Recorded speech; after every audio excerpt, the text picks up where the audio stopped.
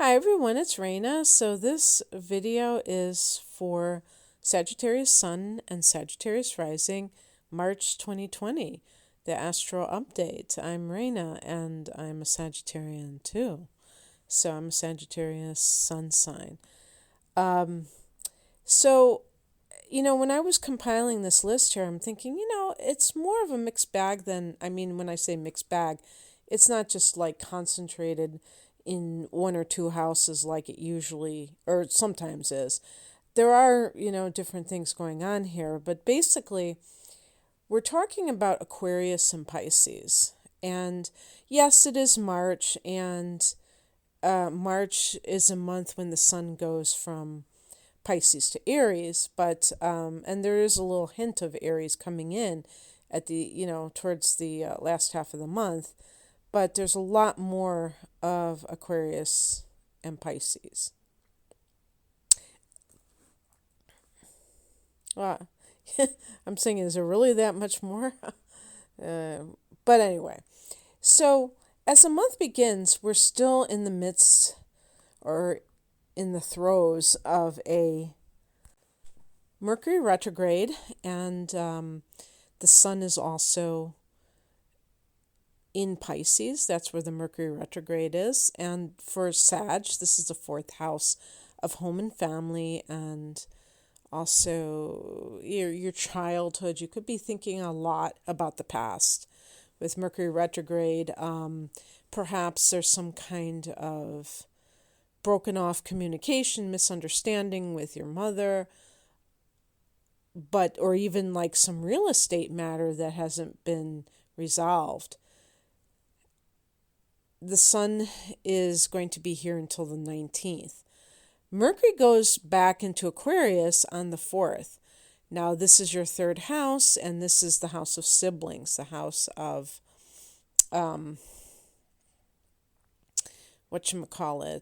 your local area, your neighbors, and things like that. So it's like covering old ground as it relates to neighborhood. Now, if there is some kind of a property matter, this may be something with the municipal government. Who knows? You might be trying to figure out how you can do this or that. Can I add an addition? Can I, what's going on here? If it's a legal matter, there could be something with a contract. And of course, during Mercury retrogrades, contracts are kind of not a wise thing to sign, although I often feel like I'm spreading a superstition here because sometimes you have to do things. You don't have a choice. And the last thing I want to do is put any kind of fear into your life. Very few things in life are life-threatening. Having, some kind of a snafu with a contract is not the end of the world. But there could be something going on with family members. So it starts with the mother, then it goes to the siblings. And, maybe it's a game of telephone where you're getting distorted information. Maybe you're going over old ground with these people. And one of the things you have to realize is that if they are instigating it, you don't have to play the game. You don't have to participate. You have the ability to kind of stay above the fray if you want. So don't get sucked into other people's drama, family members' drama. On the same day, the 4th, Venus goes into Taurus, so that's its own sign, her own sign, and she's comfortable there. And this is the 6th house, which can be the house of health, the workplace, and your daily schedule. So this can harmonize relationships with coworkers. This can be a raise that you get. This can be your office getting spruced up. You may be investing in an appliance or something that helps your health, but has a big price tag on it. Maybe even an exercise machine. On the 9th, we have Mercury going direct, And this is the same day that we have a full moon at 19 degrees of Virgo. Now, that full moon is happening in the 10th house of career. So certain people may find that with the 6th house having Venus, the 10th house having a full moon, which can be recognition in career matters, maybe some kind of attention being given to you, that you're experiencing accolades, and you're also getting paid for it, maybe a raise. Mercury going direct on that same day is in the 3rd house. Well, that's where everything may get sorted out. 3rd house, by the way, can be the media, including the internet. But any way that you spread information, perhaps there is something that you want to communicate to the world, actually. And it may have some origin in childhood. This is where the retrograde began in the 4th house, which can be your childhood, your past.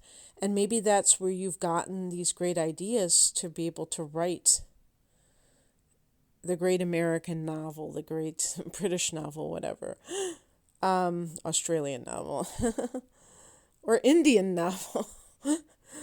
So there could be some kind of literary connection here, or even, internet-based blog.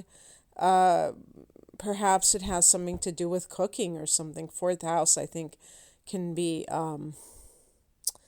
things to do with food. Now, Mercury goes back into Pisces a week later on the 16th. So it's starting to really, progress and get back up to speed. Not, it hasn't gone to the full, it hasn't gone out of its shadow, but at least it's back in the 4th house. And so your mind is going to be on domestic affairs. On the 19th, we have Astrological New Year in Aries. Well, isn't that nice for Sag? Because we're fire signs, so this is a trine, and it's the 5th house, which is lovely, because the 5th house is the house of creativity. Now, because of all this 3rd house activity, your form of creativity may be writing, specifically. And in some cases, if there's poetry, and maybe the 3rd house is, you writing poetry, but you're kind of like being theatrical about it, like performance poetry, because the 5th house is ruled by Leo in the universal chart. So there's that theatrical, it can be, attached to it. But in any case, this is a great time for creativity when the sun is in the house that it rules. So, revel in it. It's also a great time just to feel a sense of happiness, and maybe this is why I always feel good about the month of March. I just enjoy the month of March. I look forward to it every year. And I wonder if some of you are the same way. And maybe this is why, because the sun goes into Aries, and it trines the sun, it trines Sagittarius, and it's in the 5th house. And this is the house of pleasure, of love. So for some of you who are single, and actually anybody, I mean, you just might feel very romantic, and this may make for good relations between you and your partner if you are coupled. Definitely good for artists to be creative, but just pleasure seeking and enjoying life. On the 21st, this is important because this is a transit that will affect us until 2023, Saturn in Aquarius. But again, another friendly angle, sextile. This, in the 3rd house. Now is the time, Sag, for getting serious about your writing. For if you really want to be a teacher, taking the steps necessary to get there. I was thinking about this not too long ago, and I was like, I can't believe I was as old as I was. I think I was close to 30, and I found out that you need a teaching certificate to teach, and I was like, I think back and I think, what was I, where was my head at that I didn't know that? I just thought, hey, if you're smart enough, you can become a teacher. I think in the past it was more lax, but yes, unless you're doing a different type of a teaching or maybe tutoring, maybe in some cases you don't have to have a bachelor's degree or anything like that, but you have to jump through certain hoops to become a teacher. And so, Saturn makes you disciplined. Sagittarius, being a fire sign, we tend to be kind of impatient. We want everything now, instant gratification. And sometimes we might bail if it looks like it's getting too, bogged down, and we're not seeing the results quickly enough. But Saturn will give you more patience, I feel, in the area of training for something, because the third house can be training. It's not necessarily, if it was the ninth house, it would be going to university. So this may be more of some other type of vocation that doesn't require a college degree.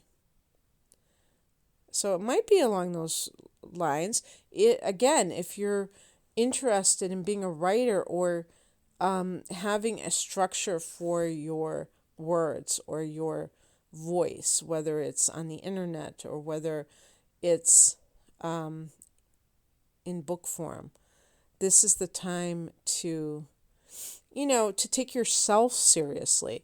Saturn, in whatever house it's in, tends to bring serious regard to that area. But ultimately, we're taking ourselves seriously and we're believing in ourselves. Saturn gives structure and discipline to that area. On the 24th, we have the new moon at 4 degrees of Aries. I just want to state, look at these transits that are occurring.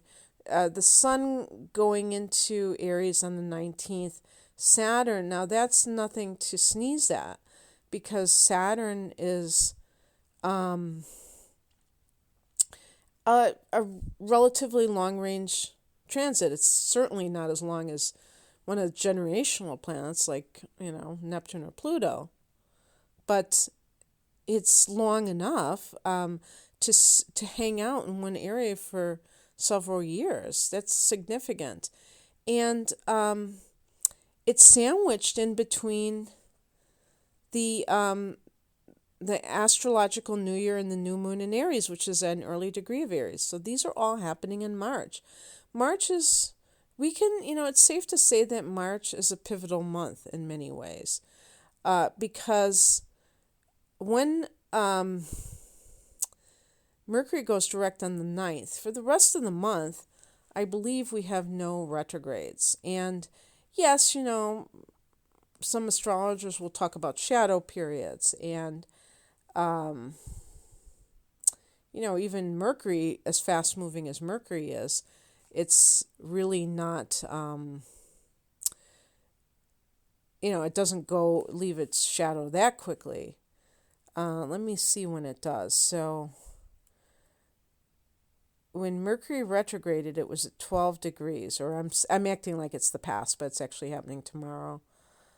And so it retrograded, or it will retrograde, to be honest, at 12 degrees of Pisces.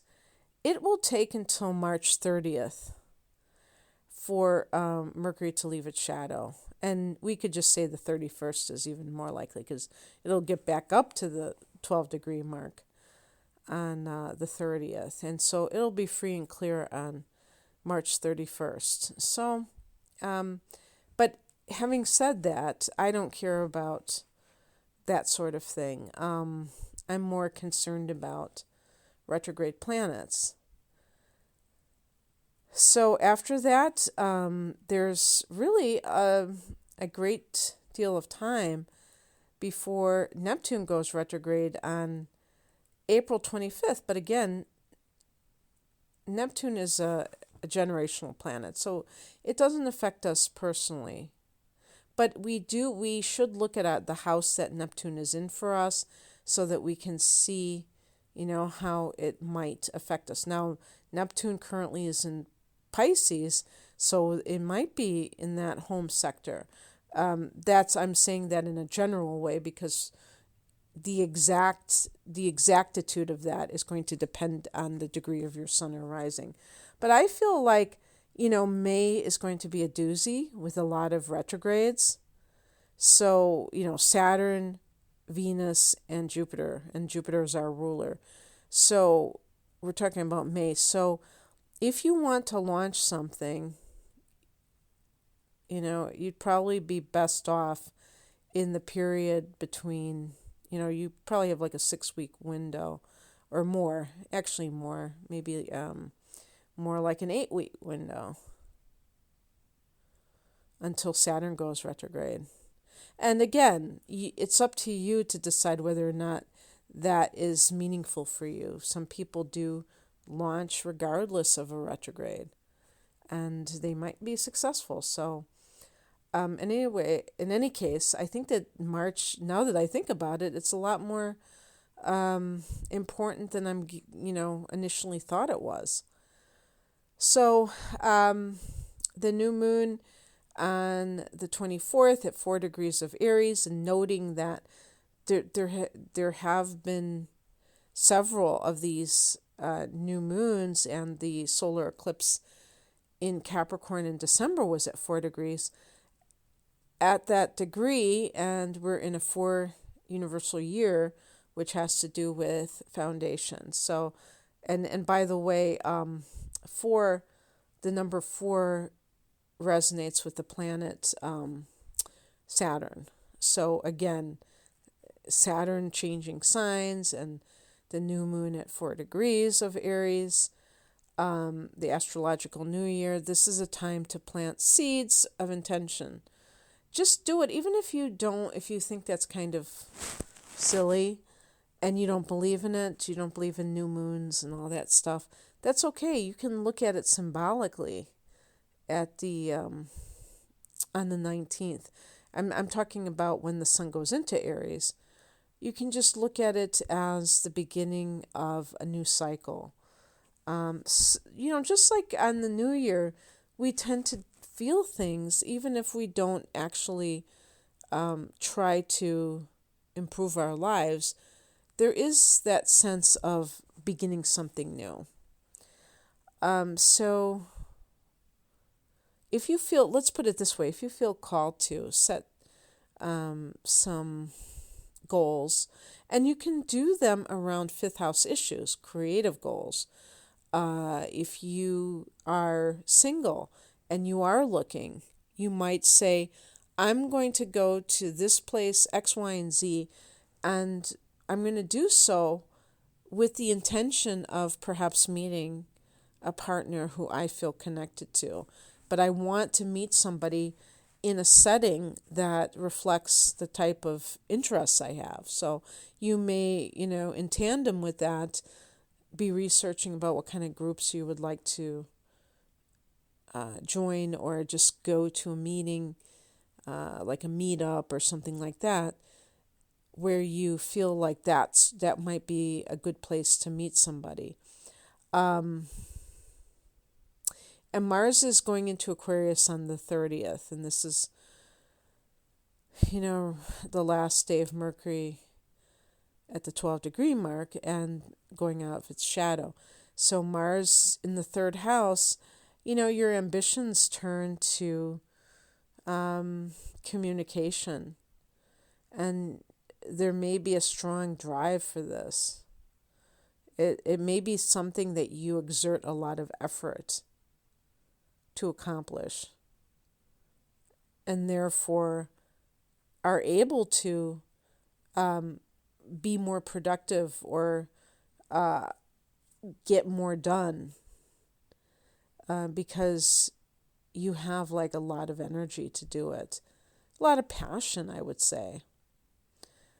So when we're talking about third house, we're talking again about teaching and learning and writing and, other forms of communication. So I know some of my fellow Sages are writers, so I'm sure some of you can relate to that at least. So I hope that you enjoyed this, Sag. If you'd like a natal chart interpretation, just the transits, I can do that as well. I can do it all, baby. The link is in the description below. Thanks for listening. Have a great March. Bye.